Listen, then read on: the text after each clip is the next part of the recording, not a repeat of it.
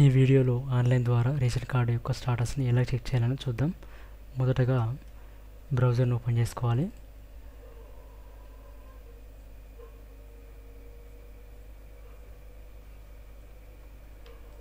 గూగుల్ని open చేయండి.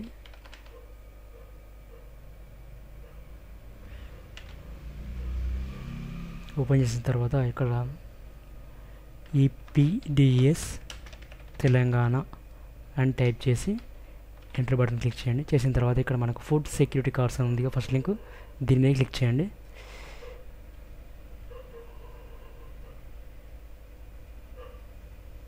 Search మీద click చేయండి.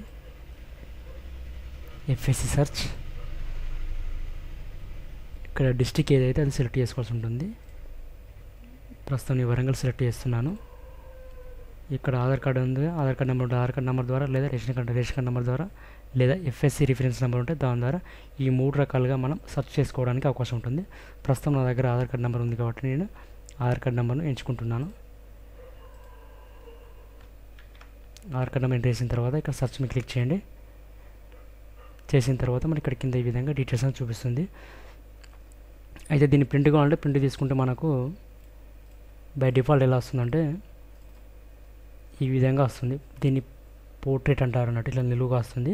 ఇది సరిగ్గా కనిపించట్లేదు కదా, మనకు దీన్ని అడ్డంగా రావాలి, ఈ విధంగా రావాలి అనుకుంటే ఫైల్, పేజ్ సెటప్, ఇక్కడ పోర్ట్రేట్ బదులుగా ల్యాండ్స్కేప్ సెలెక్ట్ చేసుకోవాల్సి ఉంటుంది. సెలెక్ట్ చేసుకున్న తర్వాత ఓకే. ఇప్పుడు ప్రింట్ తీసినట్లయితే మనకు ఈ విధంగా ఇలా అడ్డంగా వస్తుంది, కాబట్టి అక్షరాలు చాలా పెద్దగా కనిపిస్తాయి. అయితే మనకి ఇక్కడ ఏంటంటే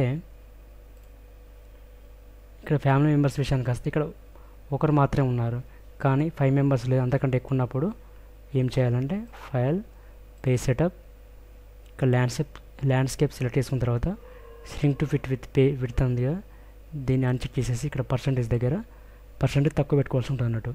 50 కానీ 65 కానీ ఆ విధంగా సెలెక్ట్ చేసుకుంటే ఎక్కువ మెంబర్స్ పట్టే అవకాశం ఉంటుంది. Thank you for watching this video. కనుక మీకు నచ్చినట్లయితే మీ ఫ్రెండ్స్తో షేర్ చేసుకోగలరు.